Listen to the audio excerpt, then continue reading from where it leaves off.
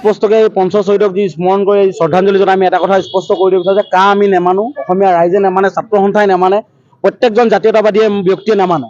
আৰু এটা কথা, তেওঁলোকে যে সংখ্যা আছে বুলি তেওঁলোকে জোৰ জুলুম কৰি আমাৰ ওপৰত জাপি দিব সেইও নহয়। কিন্তু এই যি ৰাজনীতি তেওঁলোকে মনত থব লাগে যে শাসন কেৱল 5 বছৰৰ বাবে আহে। তেওঁলোকে যদি ভাবে যে গোটেই চিৰজীৱন তেওঁলোকে শাসন কৰি থাকিব আৰু আমাৰ ওপৰত এই মাহিয়াই দৃষ্টিৰে তেওঁলোকে হাৰাশাস্তি কৰি দিব, কিন্তু এইটো নহ'ব। আমাৰ কথা হ'ল স্পষ্ট, আমাক কা নালাগে। কা যদি নাগালেণ্ড, মিজোৰাম, মণিপুৰৰ কাৰণে বেয়া হ'ব পাৰে, কা অসমৰ কাৰণেও বেয়া আৰু উত্তৰ পূৰ্বাঞ্চলৰ কাৰণেও বেয়া। এটা কথা, অসম চুক্তি আছিলে, অসম চুক্তিক আখৰ আখৰ ৰূপায়ণ কৰিব লাগে, অসম চুক্তি প্ৰত্যেকটো দফাক ৰূপায়ণ কৰিব লাগে আৰু বিদেশীক চিনাক্ত কৰিব লাগে, আৰু এই যি আমাৰ সীমামূৰীয়া অঞ্চল আছে তেওঁলোকক আমাৰ বৰ্ডাৰ চিল কৰিব লাগে। তাৰ বাহিৰে কিন্তু তেওঁলোকে অকল ধৰ্মীয় মেৰুকৰণৰ ৰাজনীতি কৰি অসমীয়া নিৰীহ যুৱকক যদি মাৰি তেওঁলোকে ভাবে যে অসমীয়া জাতি ভয় খাই যাব, ছাত্ৰ কৰ্মী ভয় খাই পিছুৱা আহিব, তেতিয়া তেওঁলোকে মূৰ্খ সগত বাস কৰিছে।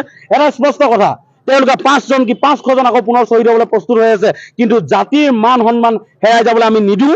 আৰু তেওঁলোকক এটা কথা স্পষ্ট কৰি দিছো, যি হিমন্ত বিশ্ব শৰ্মা, অমিত শ্বাহ, নৰেন্দ্ৰ মোদী, তেওঁলোকে নেভাবিব এই শ্বহীদৰ আত্মাই কিন্তু কান্দিছে, শ্বহীদৰ আত্মাই কষ্ট পাইছে। এই শ্বহীদে কিন্তু তেওঁলোকৰ শ্বহীদৰ হাৱে তেওঁলোক খেদি খেদি শেষ কৰি পেলাব। আৰু এটা কথা, তেওঁলোকে এই 5জন ব্যক্তিক হত্যা কৰিলে, হত্যালীলা কৰাৰ পাছত তেওঁলোকে কিন্তু শ্বহীদ বুলি তেওঁলোকে ঘোষণা কৰিব পৰা নাই।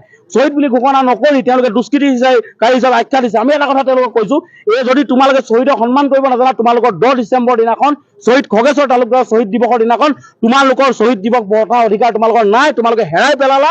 শ্বহীদক অপমান কৰি, অসম চুক্তিক নস্যাৎ কৰি, শ্বহীদৰ সপোনক গছকি তোমালোকে কিন্তু কি অসম সৃষ্টি কৰিব বিচাৰে তোমালোকেহে জানিবা। এয়া কথা, অসমৰ প্ৰত্যেক ডেকা গাভৰু প্ৰস্তুত কিন্তু অন্য এখন সংগ্ৰামৰ বাবে।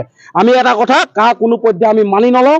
আৰু ইয়াৰ যদি তেওঁলোকে ভাবে যে সংখ্যাৰ জোৰত তেওঁলোকে বলবৎ কৰিব, তেতিয়াহ'লে কিন্তু এখন গণসংগ্ৰামত তেওঁলোকে সন্মুখীন হ'ব লাগিব, এয়া নিশ্চিত। কিন্তু